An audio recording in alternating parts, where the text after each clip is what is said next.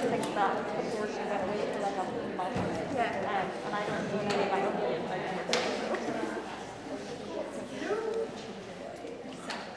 Hello. Yes. You just want to feel. Are we sorted with... Oh yeah, there we are. Hi. Hello everyone on this glorious, warm, sunny June afternoon. My name's Jenny Colgan. I'm so delighted to be here at First Dates. Thank you, Lighthouse. Thank you, lovely Summerhall. And I'm absolutely thrilled to be introducing 3 debut novelists.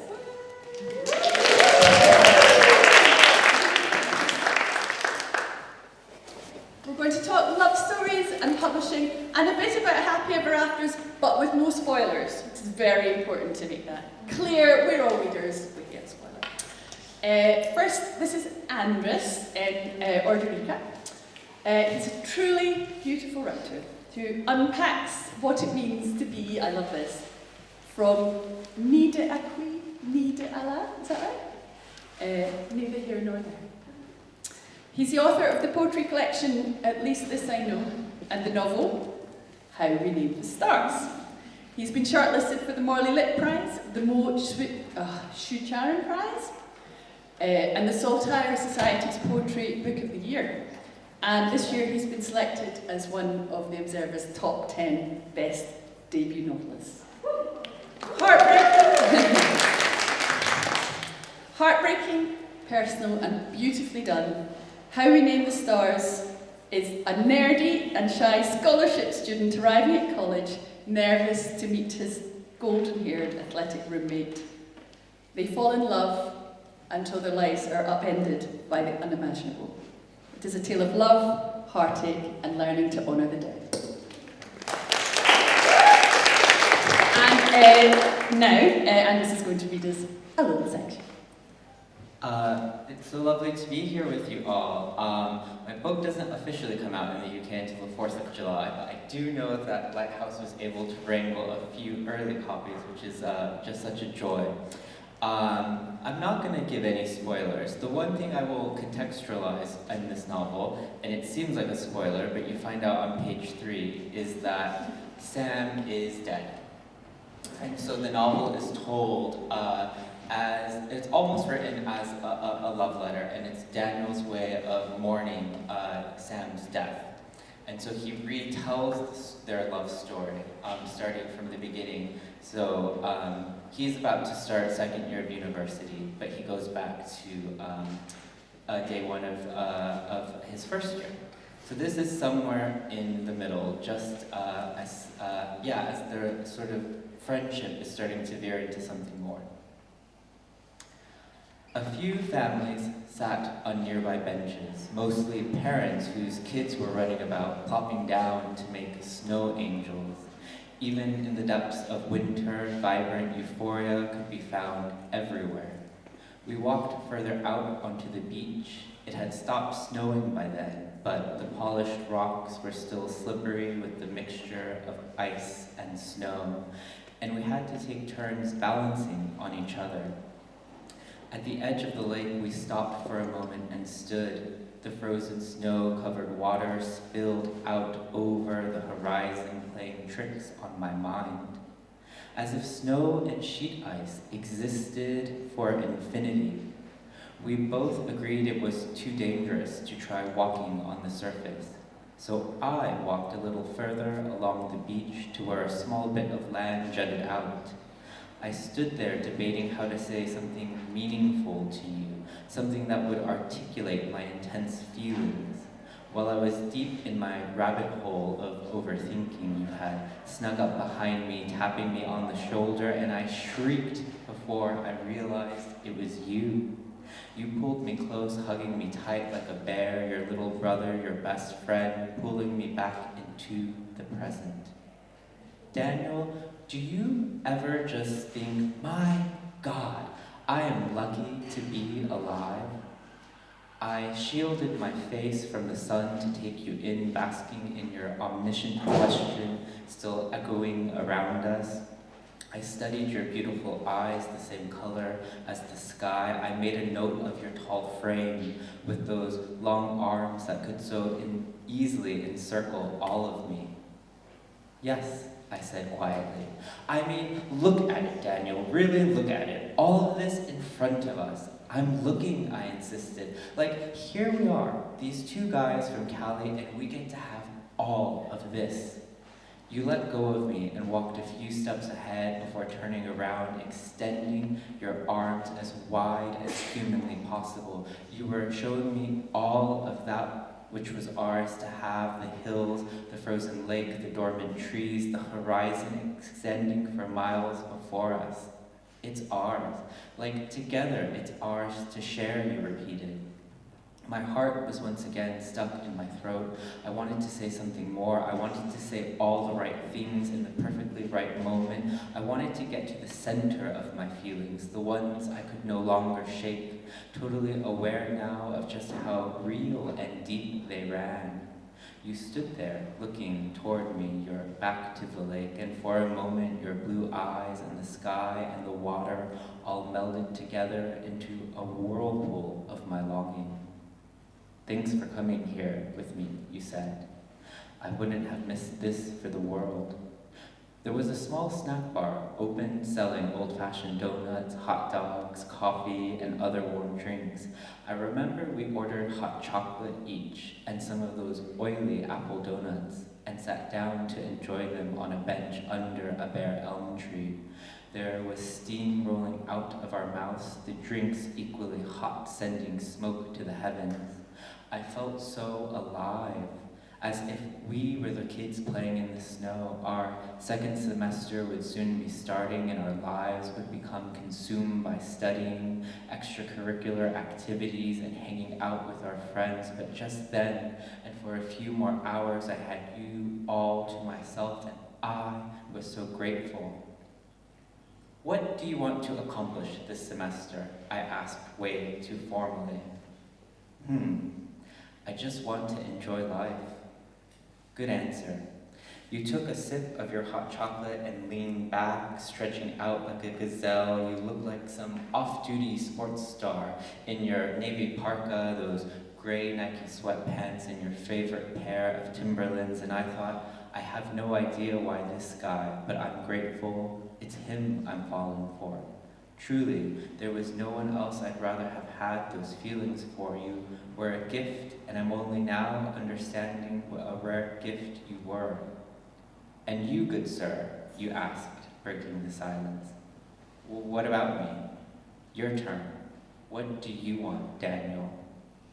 Again, it was like your mind always knew what I needed to hear, understood what I longed to be asked. I looked out onto the lake, with majestic birds guarding the edge of the frozen banks, trying to formulate my answer. What did I want? As I sat there listening to the wind rustling over the surface, shifting loose snow until it began dancing around like monks in a deep trance. So many thoughts were running through my head in that single moment, but these were the things I wanted. More time, you, to be happy. If you asked me that same question today, I'd say the same, but this is how I answered then. This. I want to enjoy this. I answer while looking straight out at Cayuga Lake, at all that bright snow, the landscape of ice and trees that would be full of green leaves in a few short months, but that wasn't what I saw in my mind. No, what I saw was you and me sitting there on the bench, the world stretching out before us, a spring of possibilities to come.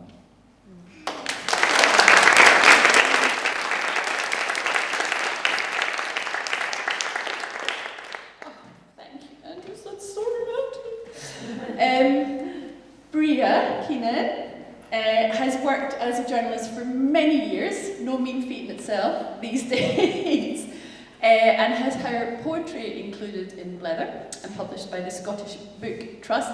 This is her debut novel, which is Plot Twist, with the gorgeous pink cover. It is funny, surprising, and when I read it, I wrote down, as fresh as a glass of lemonade on a hot day, but I don't know what that would be like. However, it is marvellous, and she's going to read a bit for us. Thank you. Thank you for having me here. So my book centres around the main character of Becca, and I'm going to read an extract from when she meets Riley. I turned the engine off, fidgeting with my handbag strap. It seemed odd to tell this drop-dead gorgeous man, whoever he was, that I was coming here to stay. Kept looking at the floor behind him, hoping Riley would follow him out. But there was still no sign of her. As I opened the car door, and Ivy almost tripped over herself as she dashed towards me. "Hello, do you want to come and see my doll's house?" He casually strolled towards the car. If this was Riley's partner, she had done well for herself. He was even better close up, as I noted he sported the most gorgeous green eyes I'd ever seen. "Hi," I smiled, holding out my hand. "Pleased to meet you. I'm Becca." "Great to finally meet you too, Becca." He shook it with a firm grip, holding my gaze the whole time. Then I felt myself blush. "I'm just back from nursery," Ivy announced as I forced myself to draw my eyes away from him. "We had a birthday party today. Daddy says every day is like a party at nursery, because at least one person always pees himself with excitement." He laughed and Ivy beamed up at him. "Yep, definitely Ivy's dad." "So happy you're here," Ivy grinned at me. "Me too," I smiled. "Where's your mummy?" The man frowned slightly as Ivy looked down at her shoes. "She left a while ago," she whispered. "Oh," I said. I turned to the man. It's Riley. Has she gone out somewhere?" I asked. He narrowed his eyes. "What do you mean?" "Riley. Will she be back soon?" His lips turned down at either side as he frowned, confused at my question. Then he looked me straight in the eye and offered me a curt nod. "I'm Riley," he stated. "What?" I stammered. "I'm here to stay with Riley, the romance writer." "Becca, I'm Riley, the romance writer." "No, sorry. There's obviously been a mix-up," I said with a short exhale of breath. "Riley's a girl's name." "A girl's name? Ah, Jesus. Horrible flashback to my school days," he laughed, clutching his chest. "Riley's also a boy's name, a man's name, and clearly is in my case. A man." Riley, the yoga-loving, long-skirted, clean-living romance writer I'd envisaged, it's not a she at all. Riley was a he, a tall, broad-shouldered, messy, dark-haired, green-eyed, athletic, manly man. Bollocks, literally. "I don't understand. How can you be a man, and how could you not tell me you're a man? I told you about my smear test last week," I stuttered, as if that clarified that he was most definitely in the wrong. "I mean, I didn't know. Well, obviously I know I'm a man. I did wonder about the smear test thing, though," I said quietly, as though it all started to dawn on him too. "But I thought you knew. I sent you a picture of me with Ivy. Well, that website link anyway, the one about my book. There was a picture of Ivy and me in the link. You couldn't miss it." I groaned. Of course I hadn't clicked on the freaking link. I didn't realise it had been about Riley's book. I thought it was another link to try and entice me into starting yoga instead of drinking wine, and I'd been too busy furiously checking my ex-boyfriend and best friend's social media pages. Certainly hadn't noticed any picture. "Oh God, I'm mortified," I admitted, my face burning. "I didn't see the picture, I just assumed. You have Ivy, you write romance books, and you do yoga. I'm so sorry. I spent this whole time talking to you, thinking you were a woman, and now I've arrived on your doorstep to stay with you. I'm going to have to go. I can't stay here." "You can't go," Ivy protested. "You just got here." "What do you mean you can't stay here now? It's not the 1940s, Becca. A man and woman can be friends. This is crazy." "Friends? I mean, I could be friends with a man, of course I could, but not this man. Definitely couldn't stay at his house with him. Definitely not unchaperoned." My whole face flushed. Riley's grin widened, resuming its cheery welcoming role. I wanted to curl up in a hole and die. "God, I know you're right, but I just feel this is so stupid. You can't go all the way home now. Come on in, at least for a while. Don't just rush off." I looked at his green eyes shining earnestly at me. It wasn't like he'd lured me out there under false pretenses. It was my mistake. And she'd been so kind to me over messages. I meant Riley, the man. "Come in, I've got wine. You've been through a hard time recently. No wonder you're not taking everything in. I'm sorry this is such a shock." He was apologising to me for my mistake. Although I wished he wasn't there so I could furiously scroll back through our interactions to check how much I'd revealed to him. Words flashed through my mind, his smear test, pans, periods, maybe even the odd boob reference, all the good stuff. I was pretty sure I'd inadvertently thrown at him. Well, okay, I found myself saying, I will come in. You thought my daddy was a lady, Ivy giggled. Auntie Elliot said Dad was mad, inviting a stranger to stay with us. Said you could be a crazy person, that he could write a book called The Utter Nutter. Riley shushed her with a small smile. Maybe Auntie Ellie was right. Well, anyway, I'm glad that's sorted. Let's get you settled. We walked towards the cottage. Do you want wine or would you prefer some tea? Riley asked. Definitely wine. He laughed and I relaxed slightly, hoping this was the end of the whole awkward thing. Just then, Ivy piped up. Daddy, what's a smear test? I groaned and he laughed. I'm sure Becca will tell you all about that once she settles in, of course.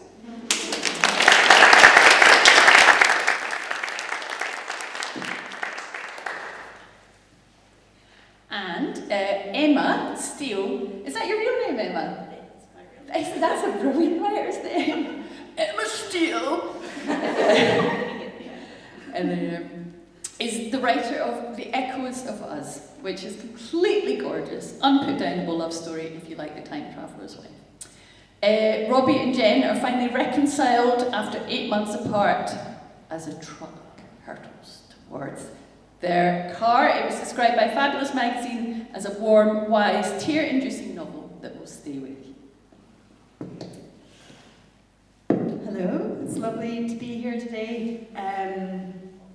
So yes, I'm going to read from slightly on in the book. At the start of it, basically they're in a car together and a truck hurtles towards them, and it's sort of, this is the point where, because it's told in dual point of view between Jen and Robbie, so this is the point when Robbie is sort of waking up to what's going on, just to give you some context. Chapter 3, 2014. Robbie.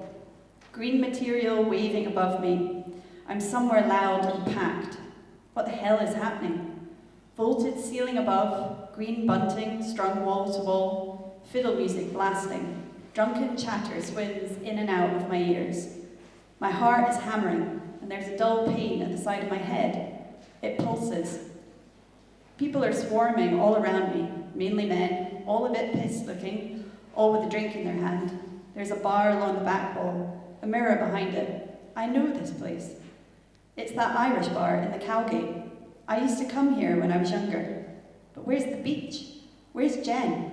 And why was she so young, like a version I saw once in a battered photo album, from before her dad left? She looked about 10, 11 maybe. They called her Jenny. Am I dreaming? When I wake up, I'll roll over to Jen and say, I had the strangest dream, where I couldn't wake myself up. And you were there, but it wasn't you. And she'll just smile and roll her eyes like I'm being daft as usual. I look into the mass of people, and a feeling rushes through me, like I've been in this exact moment before, but my thoughts are blurry, like a high-speed train whizzing by. I can't think straight. A roar of laughter. A few guys walk towards me, drinks in hand. My heart leaps. I know them, from school, that's right. Doug, Rory, Gus, absolute liabilities. Shit, I haven't seen this lot in years now. I used to go drinking with them loads up though after I got back from Chamonix, before I met Jen. The guys come to a stop beside me, and my panic lifts slightly. Perhaps I'm not going completely mad. Did I hit my head or something? I start to think frantically about what happened earlier, how I got here. Perhaps I've had way too many pints tonight and it's caused some sort of epic memory lapse. Except, I don't actually feel drunk at all right now. I feel pretty sober. Gus pushes back his surfer blonde hair and takes a sip of his pint, entirely oblivious to me standing here. I'm about to say something when I see someone come out of the shadows over to the right. The familiar form of a woman appears, pale white and slim, with dark pixie hair. I breathe a sigh of relief, even though my head is alerting me to something. Veering quickly over to her, I wait for her to clock me, for those big green eyes to light up. She walks straight past. Jen, I start. but I'm immediately silenced at the sight of another figure moving away from the bar, cutting across the room at the exact moment she passes. Time seems to stop as they crash into each other blindly, his pint spilling over her and the floor as she stumbles back with a shit. My stomach drops as a twisted recognition creeps through me. He's too tall and dishevelled, his jawline thick with stubble and hair unkempt. He looks as though he doesn't wash, but a glint of an expensive watch on his wrist suggests something else. He starts saying he's sorry, and with some light-headed alarm, I realise what I'm looking at. It's me. And Jen's hair is short like before. She's carrying that blue coat she used to love. The beer stain never completely faded. I've experienced this whole thing before. This was where we first met. This was it. The day that changed everything.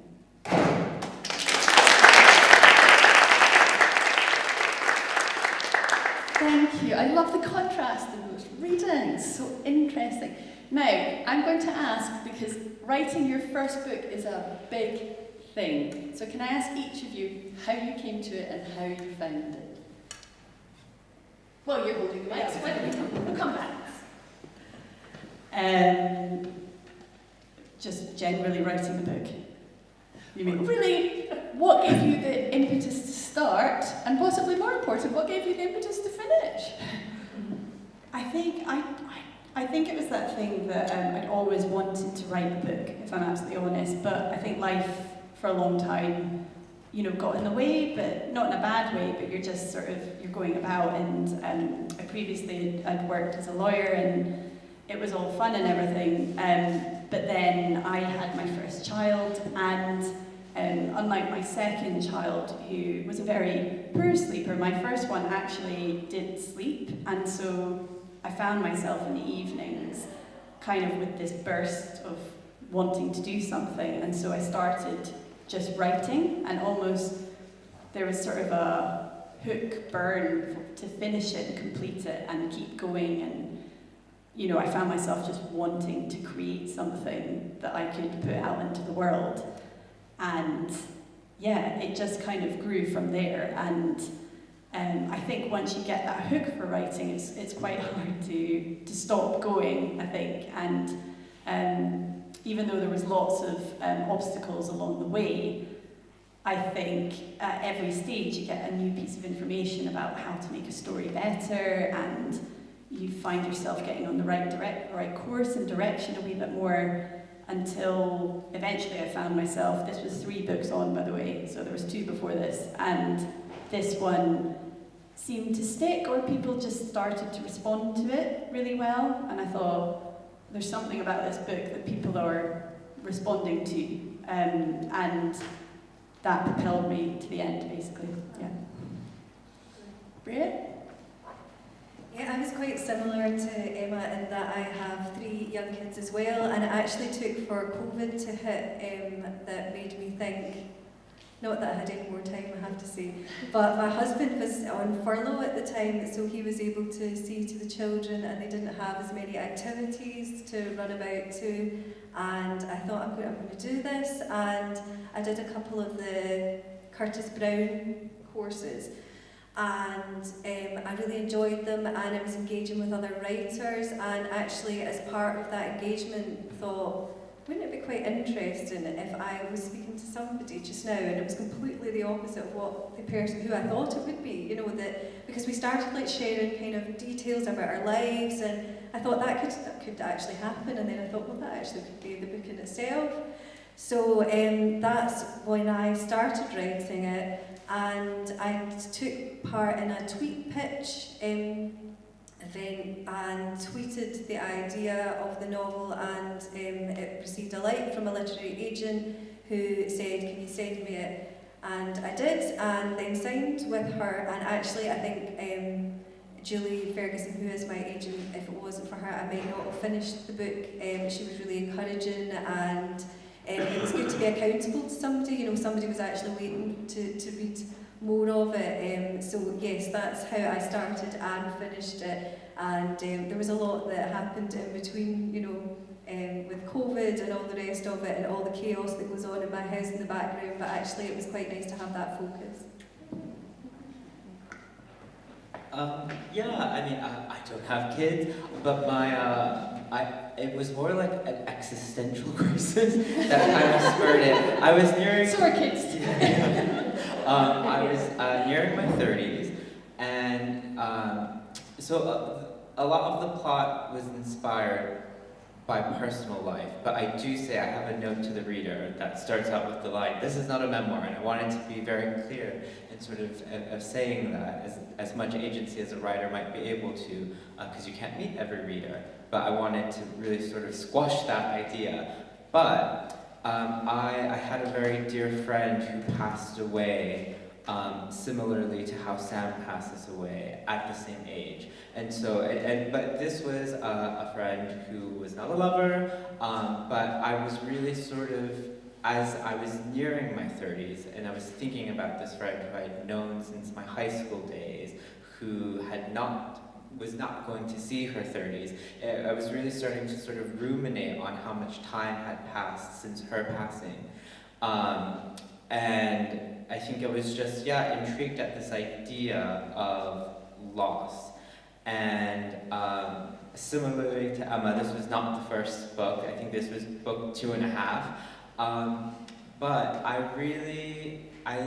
liked the idea of not strictly exploring loss. I wanted to kind of have this coming of age story where the main character would fall in love. And that's not a spoiler, you know from like page 3 that that's the whole sort of intent of the novel. But I was really interested in this idea of like, what if love and loss sort of came from the same person? Like, you're at this very pivotal life point, and what if the first person you really fall in love with is also the first person that you deal with outside your family who passes away? And like, what would that feel like for a character? Similarly to you both, I think I have to thank other people for sort of getting it over the finish line.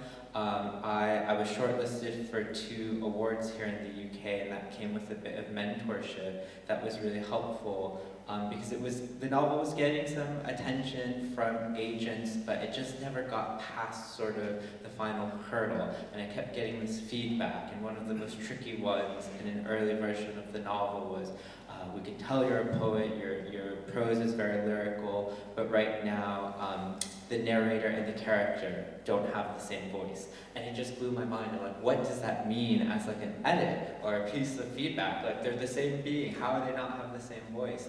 But I was very fortunate to have some mentorship from different literary agents and editors, and then it was ultimately my agent who really was, just such a cheerleader and supporter. It was a bit unusual in that I was doing a major redraft, and so my agent signed me on the first 3 chapters, even though I had the full book. But I told them, I do not like the previous version. Like, if you want to sign me, I would love that, but I'm not going to show you, I'm going to write it. So it almost became very Dickensian, like, a serial novel. So I would give them chapters by chapters until I was able to rework the entire thing, and then we kind of started the real editing process. But again, it was definitely, I think COVID was helpful in terms, not that I want another pandemic to happen, but it just gave me a bit of space to really take on all that feedback I was getting from people, and then really kind of get to work. That is so interesting, what COVID. I was going to say not all bad, but I'm not going to say that it was all bad, however. Breea, I think we'll start with you. How do you feel about the fact that your book is now out in the world? So, you live with the idea of being a writer for a long time, but then you have to cope with the fact that people are going to read it, and you have no control over that. Do you go on Goodreads? Right. No, it's quite, I would say it is quite overwhelming when you receive feedback, but I have to say that reading it and hearing people actually laugh, and that was lovely for me to hear that kind of feedback, because when it's all in your head, it's different and when people are reading it, I think it's different, but actually to engage and interact in these kind of events, that was really nice for me to hear. It is, I think, quite an overwhelming experience, but it's positive as well, and it's fantastic to receive the feedback from people that are really enjoying it, and I've had some Instagram messages from people about the story and how actually it helped them, because there's as part of plot twist there is the main character is grieving and experiencing loss and loss of my best friend, and so that resonates with people. So I've heard from people who that's helped in some way, or helped them smile again, one of them said, which was really lovely. So yeah, overwhelmed but positive. Yeah, I would probably agree that it can be overwhelming at times, but I actually had some strange practice for mine, because my book actually came out in Germany first, so I felt like I almost had this sort of first run of seeing all the different kinds of reviews and people's responses to the book, and in that way, when it came out in the UK, I kind of felt like I had a bit of practice with the whole thing, but overall I've been so touched by the reviews, and I think the amount of, because the book is structured quite differently.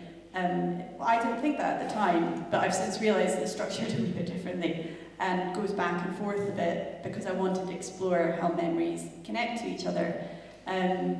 But some of the reviews have been fantastic, just feeling that people have got the book, that they understand it, that they connect in with it, and I think it's such a lovely feeling to know that people are sort of, when people take it to their hearts, in like it's a separate thing from me, and they're connecting in with it themselves and enjoying sort of an escapism reader experience. That for me was just a wonderful feeling of going, okay, that's fine, you're kind of, because it felt a wee bit like a bit, you know, of a risk in some ways, doing something a bit different, but actually when you feel that people are appreciating the difference in it, that is a wonderful thing, I think. So long may that continue, I would say, hopefully.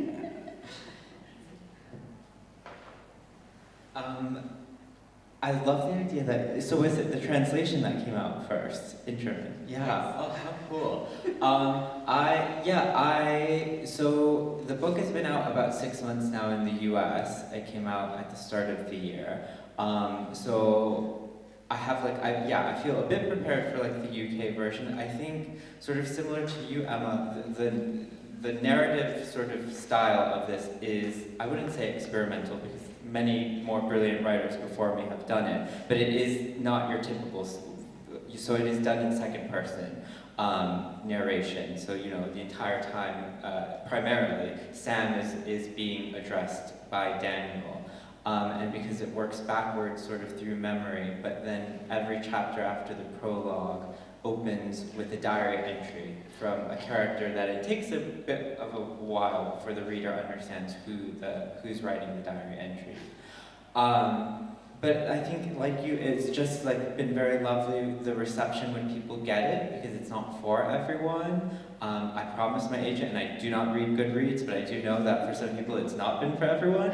But the reception has been, you know, lovely. Like I think for any person, any writer who has long wanted to be a writer, when you get to this point, it can just seem bonkers, and it really is. Like, on Goodreads, I think I have over like 1,000 reviews on this book, and like that's just crazy to me. Like, I don't think I have like more than like 20 friends, you know? So it's just, but I think it is a very harrowing novel, and I think I kind of forgot that, because like by finally getting to the end, I think it's a bit hopeful, but I don't want to give it away. But I really do put the reader through a lot, and I have been told it is, you know, a lot of people like are inconsolable reading it. And I think, where am I getting with this point? I think that's just, it's just really heartwarming to, like, similar to get DMs from people who are acknowledging the grief that exists within it and feeling very willing to share their own loss. I have to say though, sometimes as a writer that can be quite a lot, because some people are very giving in the detail, and you know that is a lot to take on. and try to be respectful and try to acknowledge when someone is being open in that way. But I think it's just been really lovely, yeah, I hope that, long that it may continue, I hope with the next one. What would you say was what most surprised you about your publishing journey?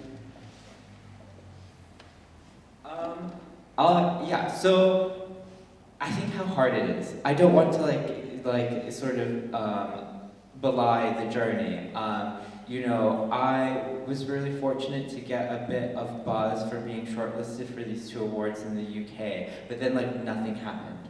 And it felt like, okay, I hit sort of like a stopping point, but I really, really love my 2 main characters. And so I felt like I just had to fight for it.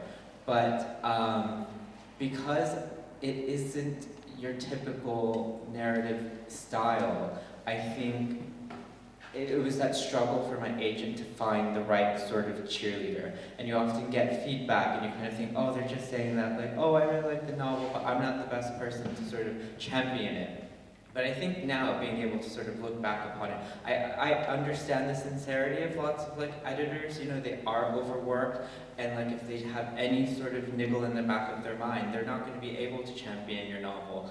And I think I'm very grateful to my US editor at Tin House, who got it and really relished in its sort of uniqueness. But then, it took quite a while to sort of sell the UK version, and I felt like as a writer I had come up in the UK, I had my poetry collection, so that was difficult to kind of be in a country where you've made home and feel like, oh my god, what if my novel just doesn't sell here, what would that look like? But then, life can be very surreal because it sold in the final weeks of 2023, and then, I was fortunate to get named by The Observer as a debut novelist for this year, so it can work out, but it is very daunting, and I think that ability to be resilient is something you feel like it's a trite thing that writers say. It's like, oh, of course, he's on stage, you can say that, but I think there really does need to be resilience because it can be a very challenging and long journey. But then, it can also be very rewarding. That's great to hear that.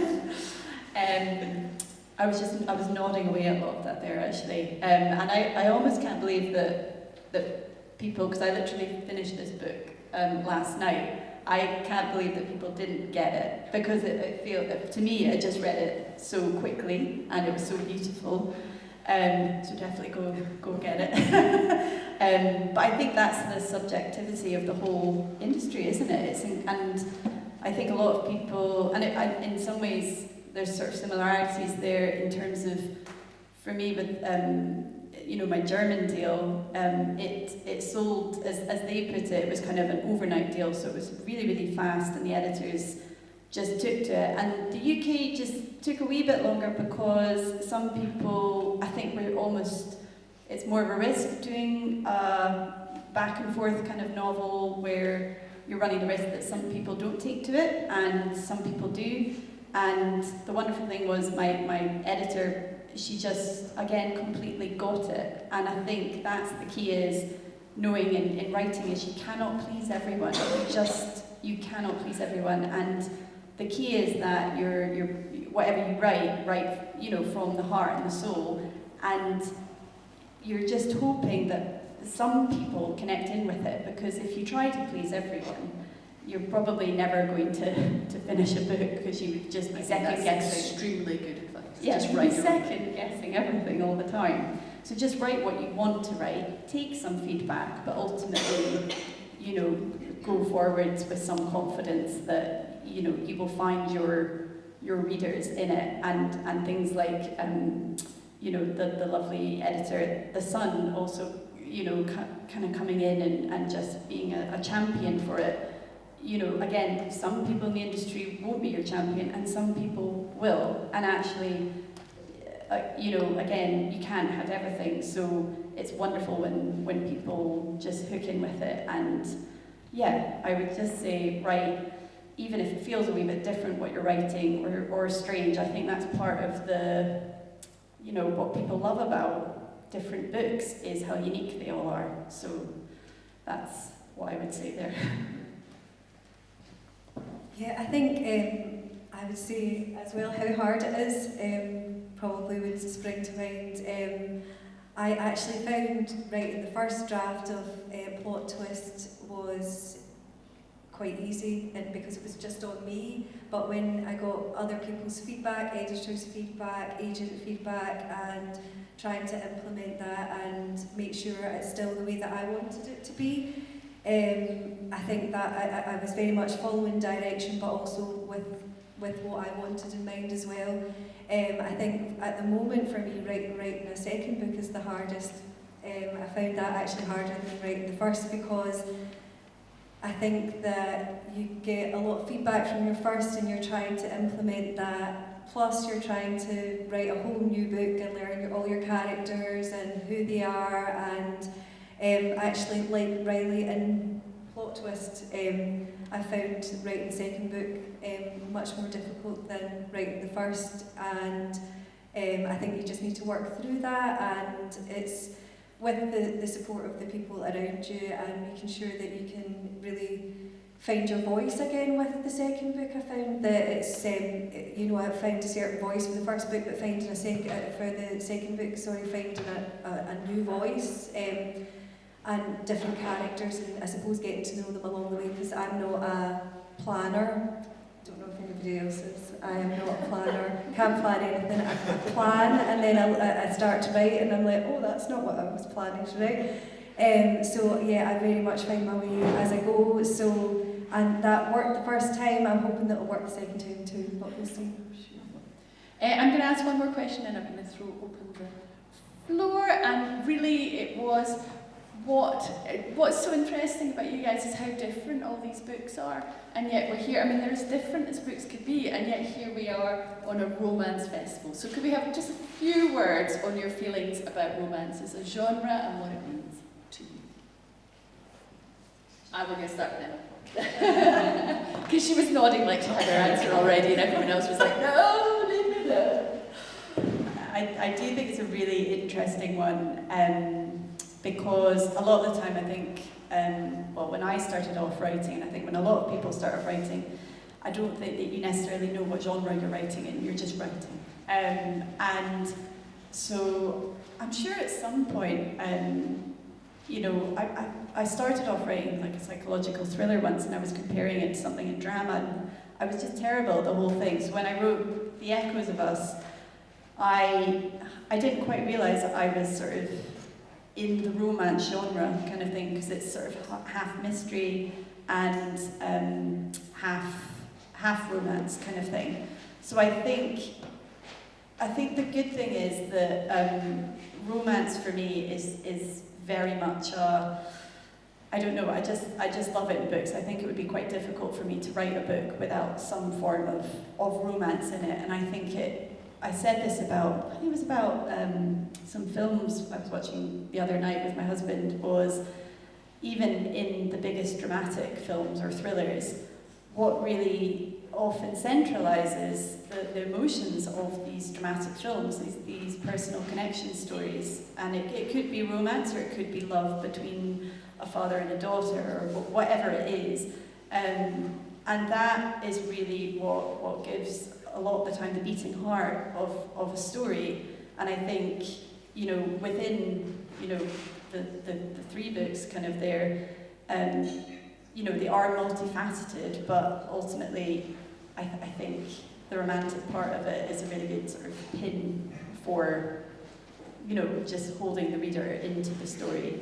But, at the same time, it's difficult, I know, for writers where you're trying to find your genre, and I think it's also okay to just go, okay, I'm writing a romance, but it's also fine to take in lots of other factors into your book as well, and go, you don't have to, always play by the rules in romance. You can add in sort of mystery lines, and you can add in lots of different subplots and different veins, and actually the whole thing bound up together can really make for a really interesting book when there's lots of different things and themes going on. If that makes sense.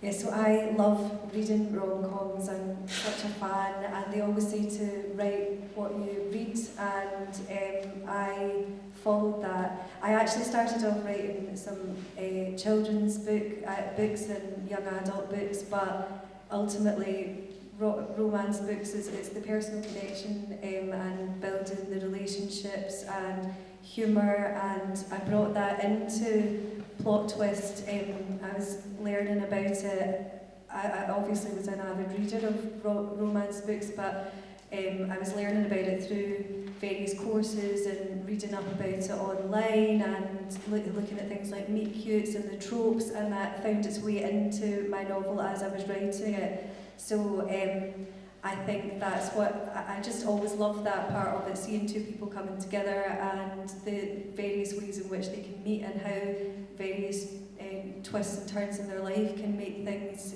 work out for them or otherwise. And I love a good song fest, though. I do love books that don't have the happily ever after. I love seeing the connection build and realising that things don't always work out. I also love that side of things, but definitely being an avid reader of romance novels from I was a very young age has definitely helped influence what I've been writing as well.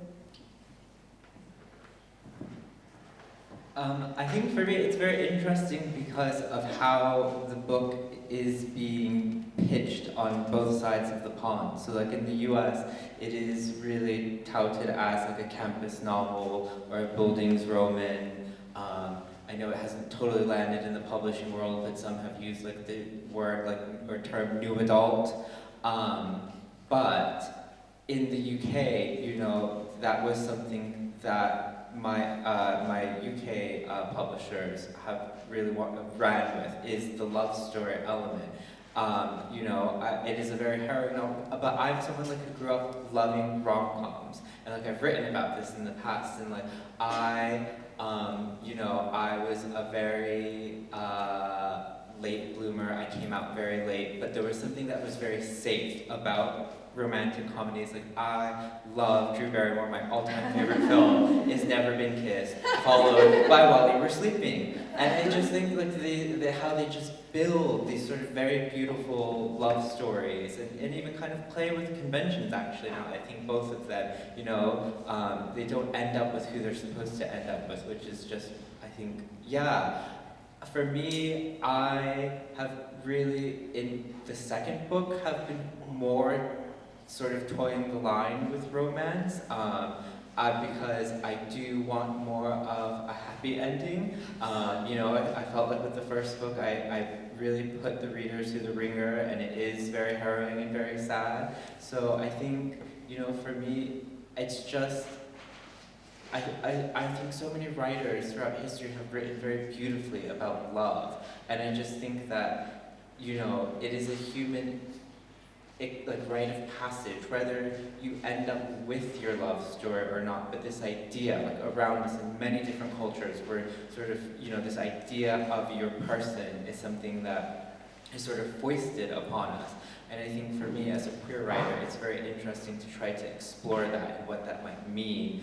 And I think I've really, appreciated that element, despite all of the grief, that people have really taken a shine to Daniel and Sam's love story, because to me it is very central. It is the beating heart of the novel. Thank you. Okay, I'm going to take questions and then I'm going to repeat them because people are watching who aren't here. Also, it just occurred to me, because we never remember to do this, and then later everyone wants one. If anybody wants to, particularly Lighthouse people, take a photo or any photos, or if there's family here that want to take photos, this is also a good time. So, questions. Lovely. Hello. What is your favourite book? The question is, what is your favourite book? And we'll start with you.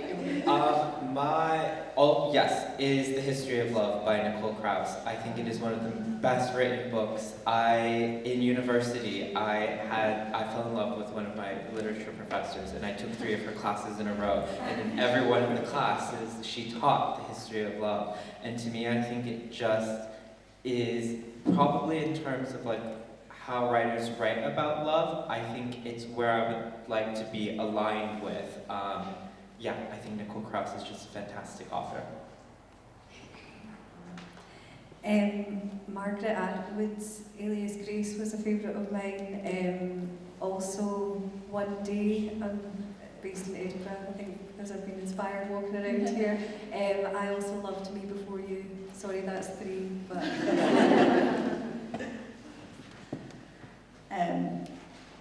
My favourite book is definitely, and I feel like I do say this a lot, but it's After You'd Gone by Maggie O'Farrell. But one of the reasons I say it more is I just feel like it's sort of an underrated one of hers, almost. Well, I feel like everyone knows about Hamnet and more so that sort of thing, but I loved After You'd Gone, and again, the way she plays with time, it really stuck with me. But also, to be very boring, to add a second would also definitely be One Day, because I just, I reread it sort of not infrequently, and I just think he hit the nail on the head with so much. I think it was a really magical book, and I think sometimes it just lands perfectly, basically. I have a very quick funny story about One Day, which is I got a very early copy because I knew his editor. And he went, "You're going to love this, you're going to love this." And people say this all the time, right? But I loved it. And I sent back a quote, like you do. And then the next line of proofs came out, and there was my quote in big letters. With every subsequent printing, right, I got smaller and smaller. I ended up on about page 18. I think the big quote was like Prince Charles or something. So I just ended up the least famous of all the books. Thank you for your lovely question. Where's another? Hi.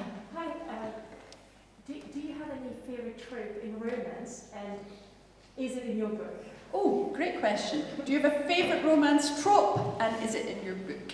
In fact, I think, Breea, we should probably start with you.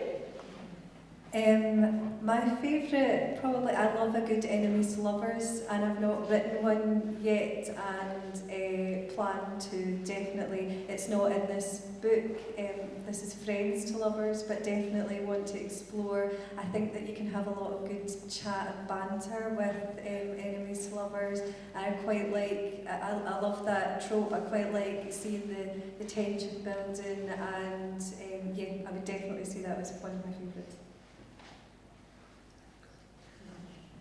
I think it would be in mine. It's probably something I learned from like my deep love of rom-coms, especially Drew Barrymore. It's like the idea of like it's so American, like the nerd falling in love with the jock, and that is central to this novel. Probably too on the nose, but I do think there's something very like beautiful of having people that just are like polar opposites, and for me it was really important to play with Sam's character, because he plays the role of the jock, and really assert that and kind of give him a lot of kindness and humanity that you don't often get, especially in like a rom-com. Usually you kind of they are the baddie and then they become nice, whereas I think Sam from page 1 is just nice.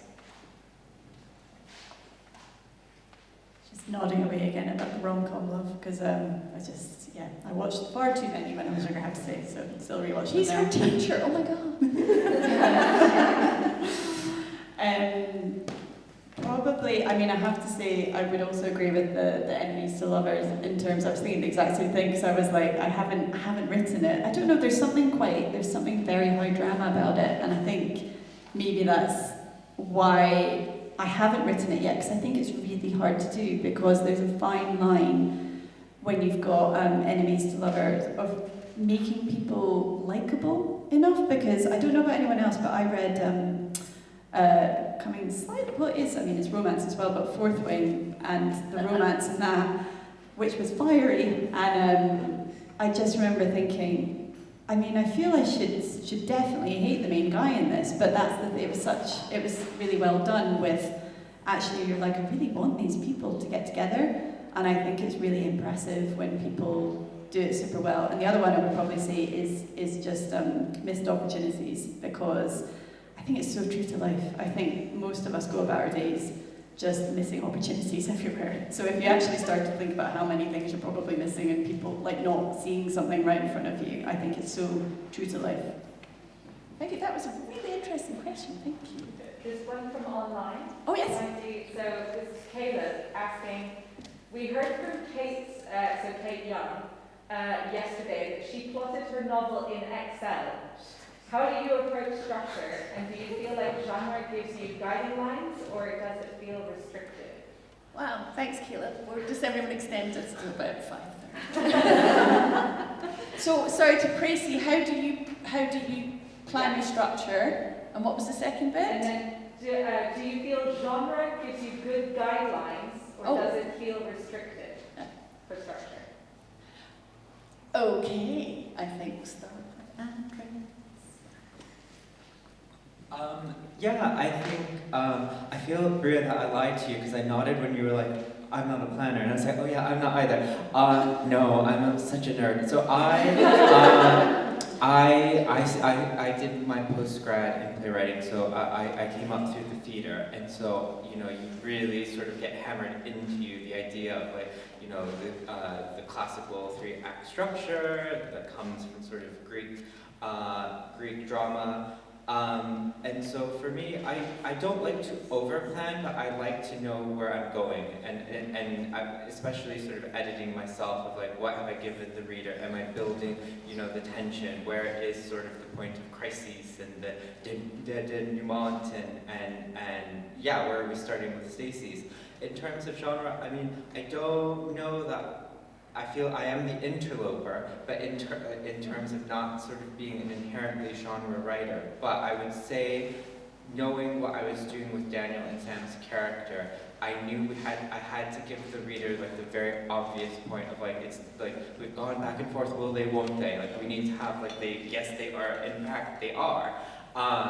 And that was really helpful because, again, I think I plotted it along that 3-act structure, and I found the point where I'm like, this is in their first year where I think it makes sense that they finally have crossed that threshold from friends to lovers.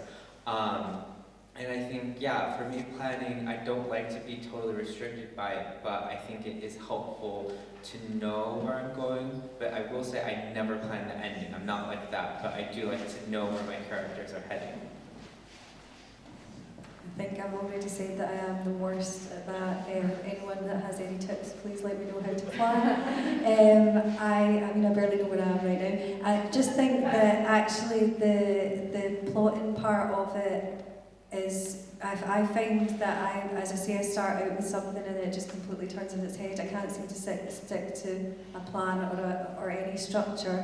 But the guidelines and things that I've read up on and structures are helpful to exist for other people potentially, and for me to know about but then decide to completely ignore, and but then eventually maybe kind of be drawn back into it. So I think that for me, starting to write even a chapter, I start with I think that, you know, I could write it down and be like, this definitely happens in this chapter, stick to it, Breea, and then it's just like, that's not what happened at all. And I can't plot the ending because I don't even know where I'm starting. So I'm probably not the best person to give advice on. I will try and keep it short because I could literally talk about the craft stuff all day. Because when I first started off writing, and I wrote this very messy psychological thriller, and that's when I wasn't writing with any sort of plan, which is also fine because you get writing, you start sort of the creative stuff going, and you need to do that. But after having written that one, I just suddenly thought, I need to go and study the craft a bit more, so I went away and basically read every single craft book you could possibly get. And the one thing I would say is, I think it's helpful to understand it and know it, but then not just be stuck in it all the time. I think what I tend to do now is you start writing, you see what comes out of you, what you want to write, and then it's really helpful more for going back through things and being sort of seeing the normal points in a story that actually make it exciting. And actually some of the craft is there for a reason. It helps you, almost like signposting. So I'd probably say, I don't plan everything in minute detail, but these days I would probably have beats of a story, sort of start, turning point, middle, end, and if anything is lying flat, then I might beef it up a bit. But even in something I've written recently, it took until about sort of, the week before it was sort of finalised, for me to realise that the middle was still completely sagging. And then, when I sort of looked at the craft books again, it was almost helping me to sort of raise the stakes of it. And for that reason, it can be helpful going through it later rather than it being confining at the start, I think. Listen, thank you so much. I know we're going to go and sign, I believe, at the back. So please, can we have a huge round of applause for these